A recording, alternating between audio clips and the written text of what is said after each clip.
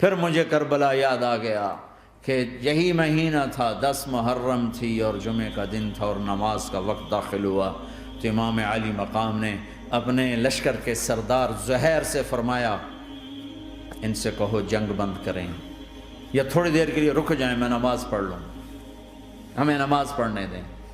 تو زہیر نے گھوڑا آگے بڑھا کر کہا شمر سے تھوڑی مہلت دو، ہم نماز پڑھ لیں، پھر تم نے جو مرضی کرنا ہے، نماز تو پڑھنے دو۔ شمر نے کہا ہم نماز نہیں پڑھنے دیں گے۔ ایک اور کوفی کھڑا تھا، اس کا نام حسین بن نمیر، انہوں نے کہا تمہاری نماز ہوتی ہی نہیں۔ انہوں نے کہا لعنت ہے تم پر، جس گھر کی طفیل نماز ملی ان کی نہیں ہوتی۔ تو انہوں نے واپس آ کر عرض کی حضور وہ نماز پڑھنے کے لیے جنگ نہیں روکیں گے۔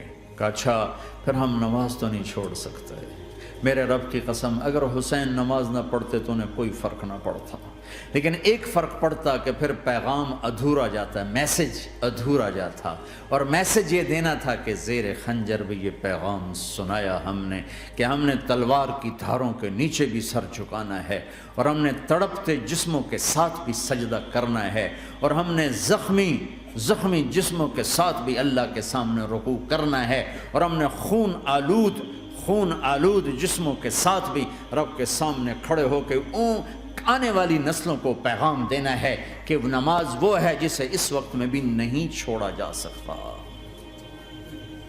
تاکہ کوئی یہ کہہ نہ سکے میں کیسے پڑھتا، میری جاب تھی میں کیسے پڑھتا، میری آنکھ نہیں کھلتی میں کیسے پڑھتا، میری عادت نہیں۔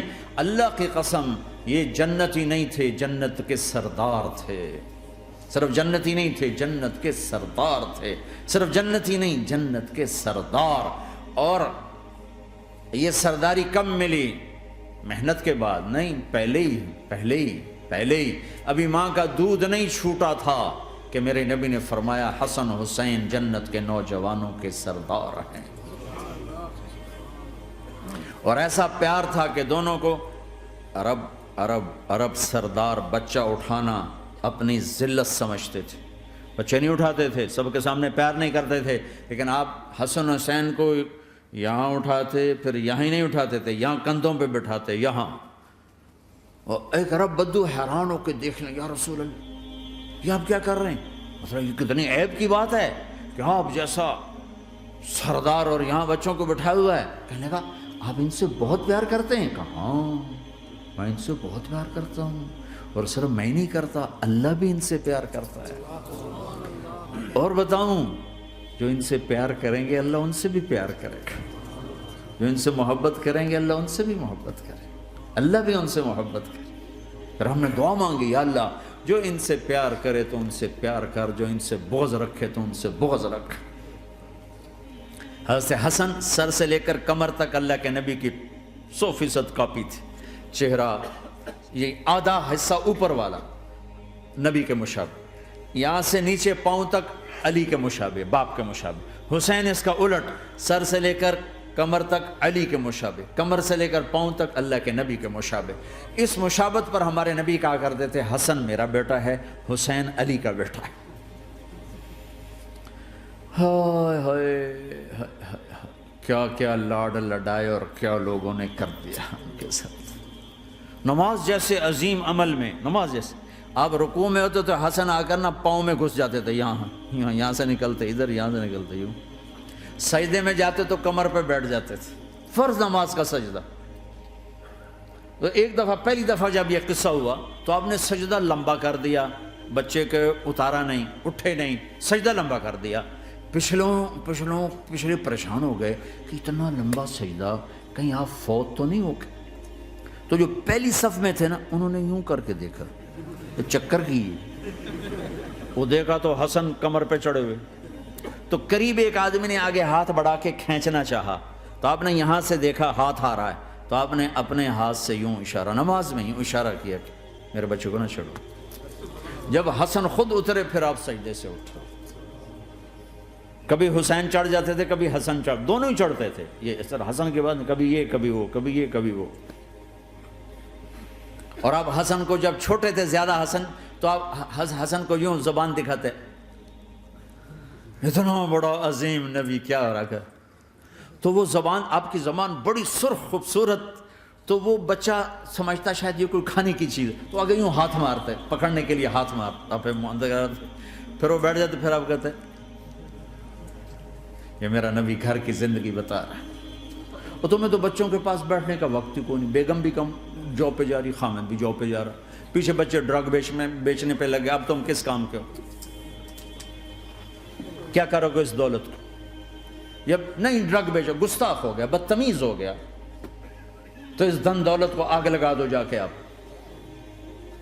اپنے بچوں کو ٹائم دو، اپنے بچوں کو ٹائم دو۔ عورت کا کام کمانا نہیں ہے، عورت کا کام نسل کو بنانا ہے۔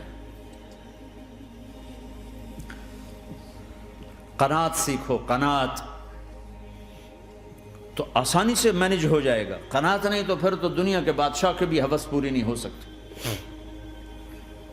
کھیلتے تھے، حسن حسین کی کشتی کراتے تھے، دونوں بھائیوں کی کشتی کراتے۔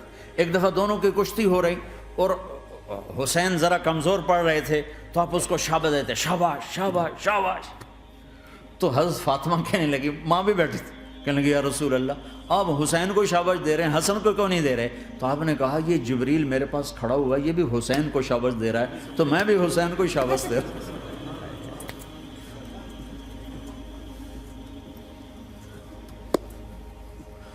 ایسی ہستیاں، لیکن ایک سبق ہے، یہ ہونا چاہیے تھا تاکہ امت کو پتہ چلے کہ دین کتنی قیمتی چیز ہے۔ وہ جی اللہ بڑا غفور الرحیم ہے، میں نہ ہمیں ڈرایا کرو۔ ہاں اللہ بڑا غفور الرحیم ہے، لیکن اس کا کوئی عدل بھی ہے۔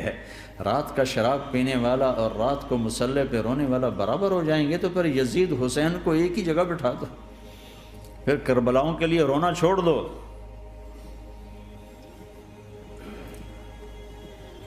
رات کو ناچنے والی، رات کو رونے والی برابر ہو جائیں گے، سود کھانے والا، حلال کھانے والا برابر ہو جائیں گے، شراب بیچنے والا اور مزدوری کرنے والا برابر ہو جائیں گے، جھوٹ بولنے والا، سچ بولنے والا برابر ہو جائیں گے۔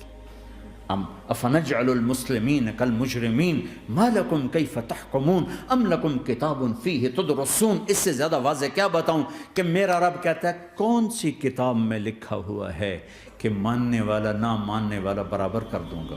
کون سی کتاب میں؟ اللہ کو یہ کہنا پڑ رہا ہے ام لکم کتاب فیہ تدرسون، کس کتاب میں یہ لکھا ہوا ہے؟